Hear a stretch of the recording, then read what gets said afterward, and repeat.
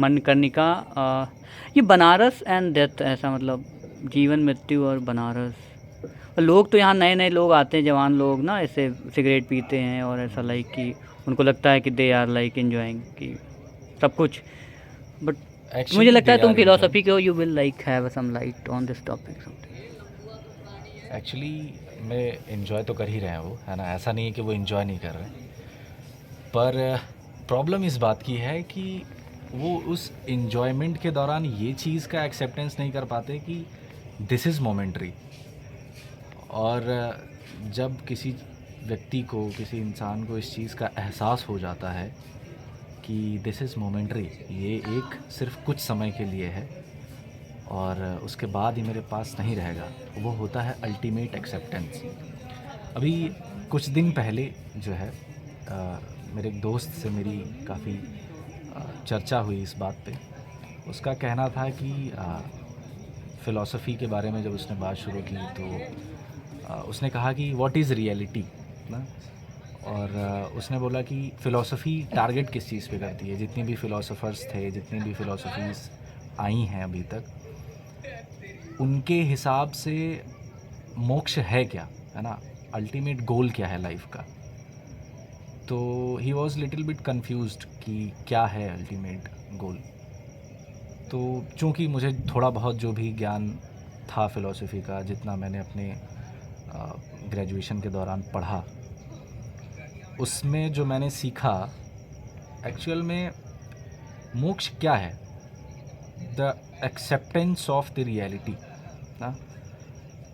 मोक्ष वो है जब आप लिबरेट हो जाते हो हर एक चीज़ से।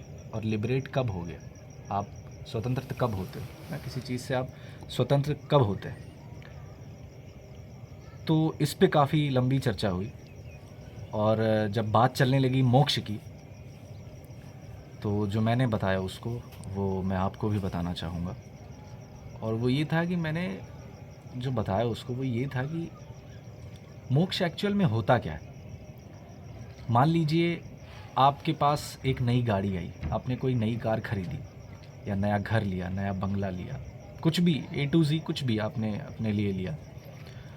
और जाहिर सी बात है, जो फ़िलॉसफ़ी कहती है कि this world is full of miseries ना, दुखों से भरा संसार है।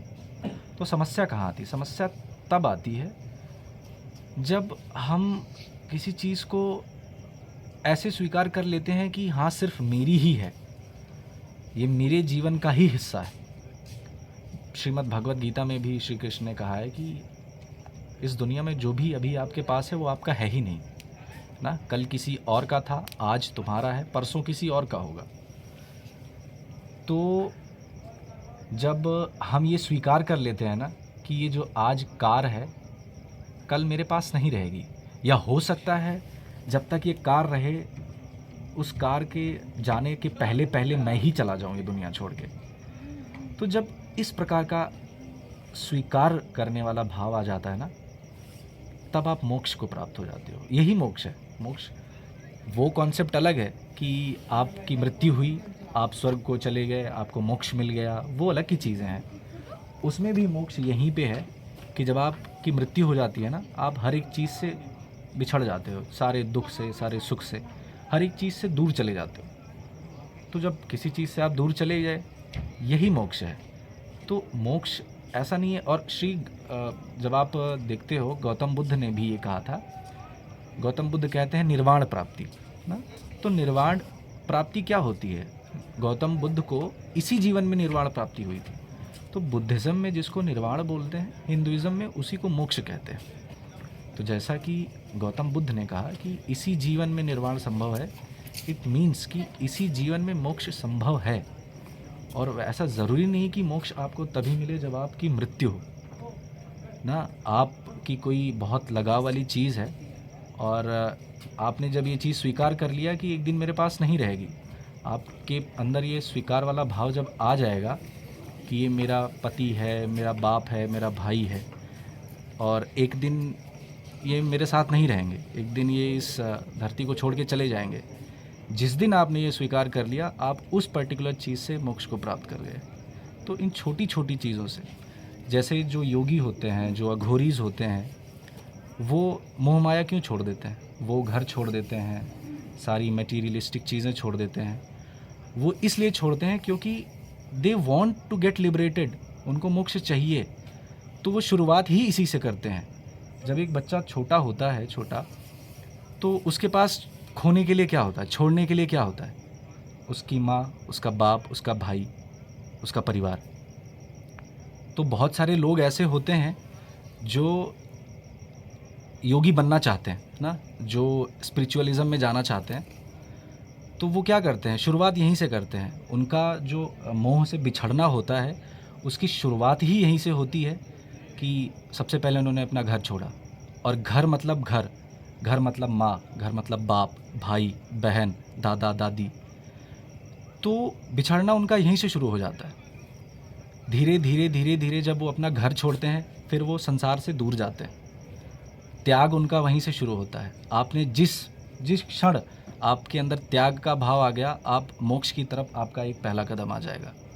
क्योंकि इंसान त्याग ही उसी चीज़ का कर सकता है और करना भी उसी चीज़ का चाहिए जो उसकी सबसे ज़्यादा प्यारी चीज़ हो। और रही बात बनारस और मृत्यु की, तो चूँकि बनारस को मैंने कहीं एक गाना सुना था कि मेरा जन्म महाशमशान मगर मैं ज़िंदा शहर बनारस हूँ। तो अभी जब कोविड का टाइम आया था तो ऐसा सुनने में आया था ना कि जो मणिकर्णिका घाट है, जो हरिश्चंद्र घाट है, ये कभी बंद नहीं हुआ। तो बनारस की मृत्यु में भी एक जीवन है। और जो ये मृत्यु का जो दौर चल रहा है ना, ये मृत्यु का जो यात्रा है मृत्यु की, ये अनंत काल तक चलता रहेगा। जीवन जो है वो ख़त्म हो जाएगा, जीवन जो है वो ख़त्म हो जाता है एक समय के बाद, लेकिन ये मृत्यु का खेल ना, ये चलता रहता है। और अगर आप फ़िलॉसफ़ी की बात करें तो आपका असली जीवन ही तब शुरू होता है जब आप मृत्यु को प्राप्त करते हैं ना। तो बहुत सारी फ़िलॉसफ़ीज़ हैं जहाँ पे बात करते हैं कि आप इसी जीवन में मोक्ष को प्राप्त कर सकते हो। कुछ फ़िलॉसफ़ीज़ हैं जो कहती हैं कि जब आप मृत्यु को प्राप्त करते हो तब आप मोक्ष को प्राप्त करते हो। लेकिन अगर एक आम इंसान को समझाना है कि मोक्ष क्या है, तो उसकी शुरुआत ही यहीं से होती है कि, और आप अगर देखें बलिदान ना, बलिदान अगर शब्द की हम परिभाषा को जानें कि बलिदान क्या होता है। आज बलिदान हो गया, आहुति हो गई ना, किसी चीज़ को छोड़ना क्या होता है। पहले के ज़माने में बलिदान उसी चीज़ का दिया जाता था जो उस इंसान की सबसे ज़्यादा प्यारी चीज़ होती थी।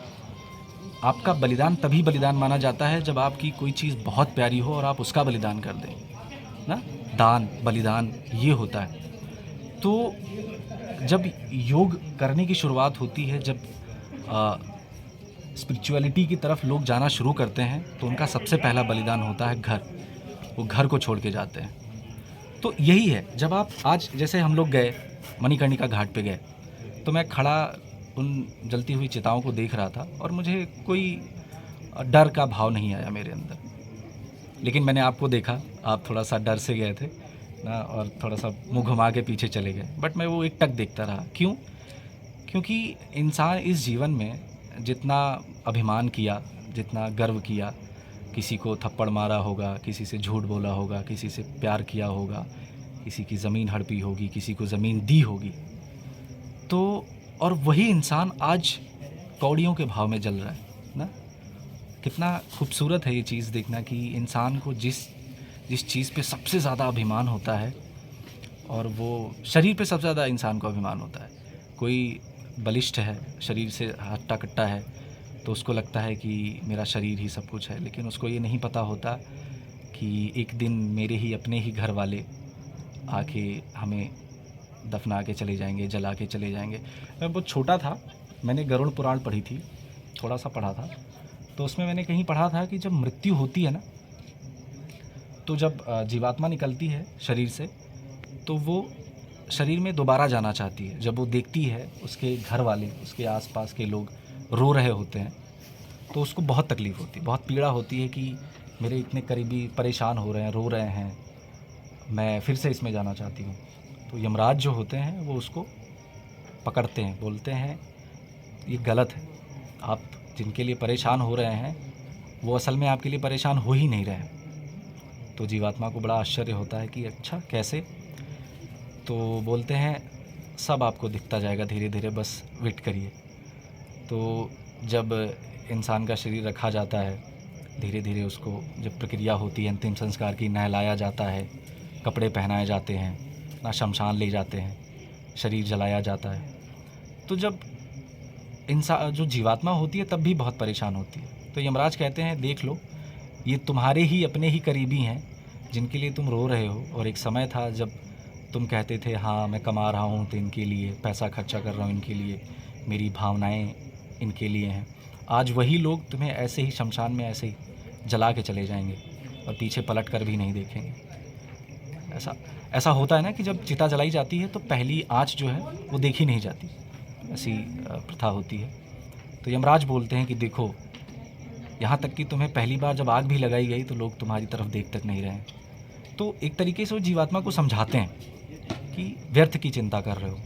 फिर भी जीवात्मा को नहीं अच्छा लगता कि नहीं, ये मेरे प्रिय हैं, ये मेरे सगे संबंधी हैं। तो जब जला के चले जाते हैं ना, घर पहुंचते हैं धीरे धीरे, अब इंसान का शरीर है चला गया, तो अब जो जीवित व्यक्ति हैं क्या करेंगे? कुछ देर तक शोक मनाएंगे, कुछ देर तक, थोड़ी देर बाद थोड़ा हंस मुस्कुरा लेते हैं, खाना खा लेते हैं।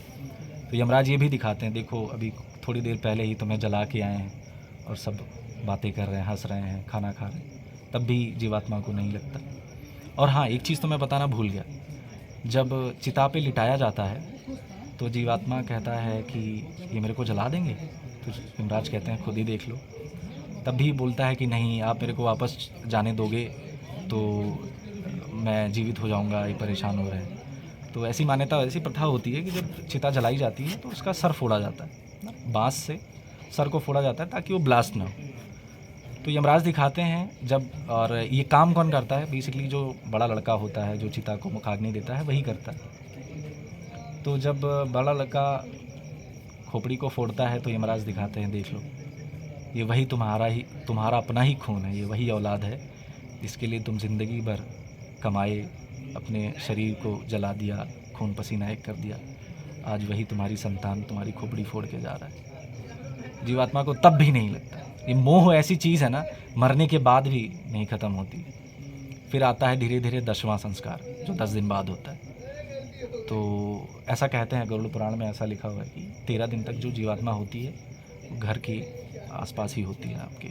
जो मैंने पढ़ा था, जब मैं 5th क्लास में था तब मैंने ये चीज़ पढ़ी थी।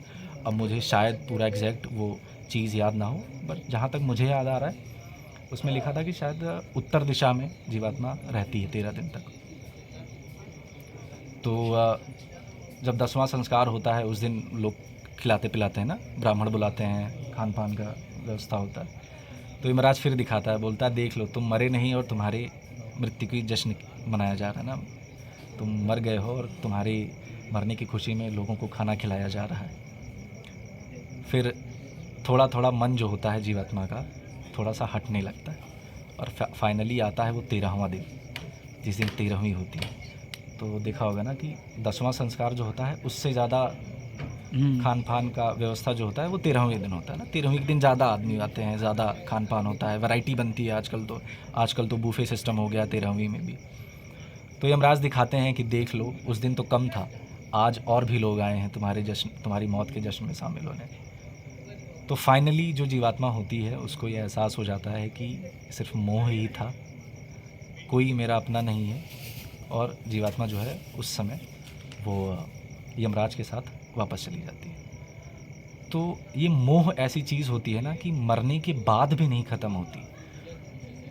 और इंसान जीते जी इतना मोह करता है, रिश्तों का मोह करता है कि कोई छोड़ के चला गया तो दुख हुआ, कोई। अच्छा, सबसे खूबसूरत चीज़ मुझे जो फ़िलॉसफ़ी में लगी वो ये कि this world is full of misery. इस दुनिया में ना हर एक चीज़ दुख से भरी है। अगर आपको आप महीने का 1 लाख कमाने लगे, इस चीज़ की खुशी तो है, लेकिन उस 1 लाख के खर्च हो जाने का दुख भी है। आपकी किसी से शादी हुई, खुशी तो है, शादी टूटने का भी दुख है। जब शादी टूटेगी तो दुख भी होगा, या पति पत्नी दोनों में से कोई एक का देहांत हो जाएगा, दुख भी होगा। नई गाड़ी खरीदी तो गाड़ी के खोने का दुख है, गाड़ी के गुम हो जाने का दुख है, गाड़ी के टूट जाने का दुख है ना। कोई भी चीज़, आप दुनिया की किसी भी ऐसी चीज़ को उठा के देख लीजिए जिसमें सुख है, उसमें दुख कहीं ना कहीं है। अगर कोई चीज़ आपको मिल रही है तो उसके खोने का दुख आपके अंदर है ज़रूर। और यही होता है जब इंसान को जब वो चीज़ मिल जाती है तो इतना अफेक्शनेट हो जाता है कि छोड़ नहीं पाता। और इसीलिए लोग, और मुझे इतना ताज्जुब होता है जान के कि कई बार लोगों को उस चीज़ का दुख इतना ज़्यादा हो जाता है कि उनका वो दुख उनकी अपने ही जीवन पे भारी पड़ जाता है। कि अगर कोई कोई इंसान है, उसको किसी इंसान से बहुत ज़्यादा अगाढ़ प्रेम रहा हो और वो इंसान उसको अचानक से छोड़ के चला जाए, तो बहुत सारे लोग हैं जो अपने जीवन का अंत कर देते हैं, है ना, आत्महत्या की तरफ जाते हैं। उनको उस दुख से कहीं ज़्यादा भला वो मृत्यु लगती है, लेकिन उनको पता ही नहीं होता कि असल में जो उन्हें छोड़ के गया है, क्या वो उनके काबिल था, या जिसके लिए वो दुख कर रहा है क्या उनके काबिल था वो। तो बात यही थी कि मृत्यु और बनारस में मृत्यु का ऐसा संबंध है कि हर एक कोई बनारस में मृत्यु प्राप्त करना चाहता है। मुमुक्षु भवन बने हुए हैं यहाँ पे, लोग दूर दूर से आते हैं मृत्यु प्राप्त करने, ना कि बनारस में मृत्यु होगी तो मोक्ष को प्राप्त करेंगे। पर लोग भूल जाते हैं कि मोक्ष ना इसी जीवन में हम प्राप्त कर सकते हैं। कैसे? यही है कि छोटी छोटी चीज़ों का त्याग करके। और देखिए जब बच्चा छोटा होता है, आप जीवन देखो एक इंसान का कि मोह जो होता है कैसे शुरू होता है और ख़त्म कैसे होता है। बच्चा छोटा होता है, उसके मोह की शुरुआत होती है उसकी माँ से, माँ के बाद मोह की शुरुआत होती है उसके खिलौनों से ना। अभी बच्चा है, उसका खिलौना उसके बहुत प्यारा है, लेकिन अगर टूट जाता है बच्चा कितना रोता है। धीरे धीरे वही खिलौने जो लकड़ी के मिट्टी के होते हैं ना, वही खिलौनों का आकार और रूप बदलता रहता है। वही खिलौने, जब इंसान बड़ा होता है वही खिलौने घर हो जाता है, गाड़ी बन जाते हैं, कभी कभी वही खिलौने इंसान भी बन जाते हैं ना। लोग उन इंसानों के साथ खेलते हैं और वो कभी कभी वो खिलौने उनके साथ खेलते हैं। और जैसे जैसे उम्र बढ़ती है ना, मोह ख़त्म होता जाता है। कभी भी आप बुज़ुर्गों को देखो तो जैसे जैसे वो मृत्यु के करीब आते हैं ना, उनका हर एक चीज़ से मोह हटने लगता है। धीरे धीरे कहीं ना कहीं वो मोक्ष की तरफ बढ़ते रहते हैं। लेकिन चूंकि ये इंसान का जीवन है, मनुष्य जीवन इतना आसान नहीं होता, किसी चीज़ का मोह छोड़ पाना बहुत कठिन होता है। और अगर सब कोई मोह छोड़ दे तो सब योगी नहीं हो जाएंगे, सब अघोरी नहीं हो जाएंगे। इसीलिए, और मैंने पढ़ी थी सदगुरु जी की एक बुक है डेथ, फैंटास्टिक बुक। वो मृत्यु पे पूरी बुक है, और जिस हिसाब से मृत्यु को बताया गया है ना कि your every inhalation is life and your every exhalation is death. अभी आप कभी सुबह निकलो, आप पार्क में बैठो ना, पेड़ पौधे हों, और आप गहरी सांस लोगे तो आपके पूरे शरीर में एक जीवन की अनुभूति होगी ना, एक लाइफ फील करोगे। और अचानक से जब आप वही सांस बाहर निकालते हो ना, एक्सेल करते हो, कभी आप ये करके देखना, आप जब एक्सेल करो ना तो थोड़ी देर तक रुक जाओ। एक्सेल करने के बाद सांस अंदर मत लो, आपकी शरीर की हर एक सेल तड़पने लगेगी जीवन के लिए। कितना आपके शरीर के ना एक एक अंग तड़पने लगेगा कि जल्दी से इनहेल करो ना ऑक्सीजन को। तो सदगुरु जी ने बताया कि उनकी किताब में कि every inhalation is life and every exhalation is death. तो उन्होंने ना मृत्यु को बहुत बहुत अच्छे से डिस्क्राइब किया है। और इस किताब का जिक्र मेरे इससे आया कि जैसे मैंने योगी का नाम लिया, घोरी का नाम लिया, तो उन्होंने बताया कि why we yogis are given ना, ऐसे क्यों हमें कहा जाता है कि आप, उनमें होता है एक प्रथा होती है, एक रूल होता है कि जब किसी के योग की शुरुआत होती है, किसी के अघोर की शुरुआत होती है, तो उनको कुछ समय शमशान में बिताना पड़ता है। वो सिर्फ इसीलिए बिताना पड़ता है कि 1 महीने 2 महीने 3 महीने जब आप जलती हुई चिताओं को देखोगे ना, चिता जलती रहेगी, वही शरीर पता चला उसका खोपड़ी ऐसे टूट के बिखर जाएगा ना। तो जब आप ये चीज़ महीनों तक देखते रहेंगे ना, तो आपके अंदर मृत्यु का स्वीकार भाव आ जाएगा। आप उस चीज़ को स्वीकार कर लोगे कि नहीं, एक दिन मैं भी ऐसे ही जाऊंगा। इसलिए अघोरी जो होते हैं वो शमशान में उनकी शुरुआत होती है, क्योंकि वो उस अल्टीमेट ट्रूथ को ना एक्सेप्ट कर लेते हैं, उसको स्वीकार कर लेते हैं। और इसीलिए उनके लिए जीवन मृत्यु, इसीलिए कभी उन्हें कपड़े पहनने का मोह नहीं होता, इसीलिए कभी उन्हें घर का मोह नहीं होता, खाने का मोह नहीं होता, जो मिल गया खा लिए, जहाँ मिल गया रह लिए, किसी से मोह नहीं होता। तो चाहे वो मृत्यु हो, जीवन हो, मोक्ष हो, इंसान को जीवन भी यहीं जीना है, मृत्यु भी यहीं होती है इंसान की, और मोक्ष भी यहीं मिलना है। बेहतर तभी होता है हम अपनी छोटी छोटी खुशियाँ जो हैं सिर्फ अपने तक सीमित ना रख के अगर दूसरों तक भी पहुंचाते रहें, तो वो भी एक बेसिकली खुशी बांटना ही एक, वो भी एक मोक्ष का रास्ता है ना। आप खुशी बांटोगे कैसे? कभी कभी लोग सोचते हैं कि खुशी बांटना मोक्ष का रास्ता कैसे हो गया। क्यों नहीं हो गया? होता है। खुशी बांटना क्या हुआ? आप दिन भर के भूखे हो, आपके पास 4 रोटी है, कोई एक भूखा और आ गया ना, आपके पास 4 रोटी है, उसको खाने की खुशी है, उसी 4 रोटी में से 2 रोटी आपने उस भूखे को दे दिया, आपने खुशी ही तो साझा की, आपकी खुशी उसकी खुशी बनी। तो आपने खुशी साझा की ये भी, और आपने उस रोटी, आप इतने भूखे हैं, भूखे होने के बावजूद आपने उस 2 रोटी को साझा किया। ये है त्याग का भाव, ये होता है खुशी बांटना, और ये होता है मोक्ष को प्राप्त करना। यही सारे फिलोसोफर्स भी कह गए, यही गौतम बुद्ध भी कह गए, और यही आज की फ़िलॉसफी है। और आज के ज़माने में जो मोक्ष है वो तभी संभव है जिस दिन हमारे अंदर त्याग का भाव आ गया ना। जैसे मैंने अभी आज ही आपको सुनाया था ना कि राजन जी महाराज हैं कि जब केवट के पास श्री राम जी जाते हैं ना, और जब नदी पार करके उनको उतरना होता है, तो केवट जी कुछ मांगते भी नहीं हैं, उनको तो बस यही होता है कि प्रभु आपके दर्शन ही हो गए, वही मेरे लिए बहुत है ना। तो वहाँ पे उन्होंने ये प्रसंग बताया था कि जब आपके अंदर इस तरीके का भाव आ जाता है ना कि मेरे पास जो है वो बहुत है, ईश्वर ने मुझे इतना दिया है, यही बहुत दे दिया है, बहुत ज़्यादा की क्रेविंग करना इट्स नॉट गुड।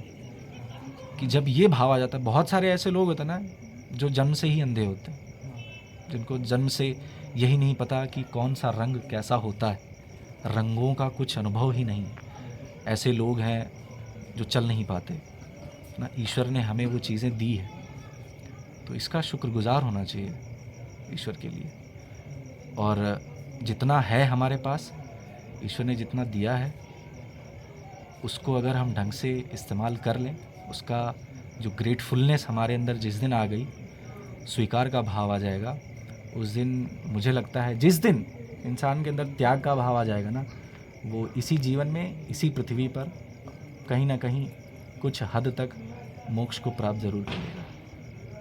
और अगर रहा बनारस का मृत्यु से संबंध, तो मैं तो कहूँगा अगर मृत्यु को एक्सपीरियंस करना है, एक्सपीरियंस इन द सेंस कि ऐसा नहीं कि मृत्यु को एक्सपीरियंस करने के लिए आपको मरना ही ज़रूरी है, कभी कभी इस जीवन में भी मृत्यु का एहसास हो जाता है। कभी उनसे पूछो जिन्हें बहुत कोई गहरी बीमारी हो, और उस गहरी बीमारी के बाद वो ठीक हो के आए हो ना, तो उनको एहसास होता है मृत्यु क्या होती है। एक सैनिक जब बॉर्डर पे खड़ा होता है ना वॉर में, और जब कान के बगल से गोली निकलती है ना, उस एक क्षण के लिए एहसास होता है कि मृत्यु क्या होती है। एक कोई ऐसा व्यक्ति जो सड़क पे चल रहा हो और अचानक से गाड़ी उसके बगल में आ जाए और उसको धक्का लगे और वो बच जाए, तब उसे एहसास होता है कि मृत्यु क्या होती है। कोई बहुत तुम्हारा प्यारा हो, ऐसा होता है ना, जैसे लोग बोलते हैं कि वो मेरे साथ नहीं रहेगा तो मैं मर जाऊंगा। तो जिस इंसान के अंदर ये भाव होता है ना कि वो मेरे साथ नहीं रहेगा तो मैं मर जाऊंगा, वो होता है मृत्यु का एक्सपीरियंस।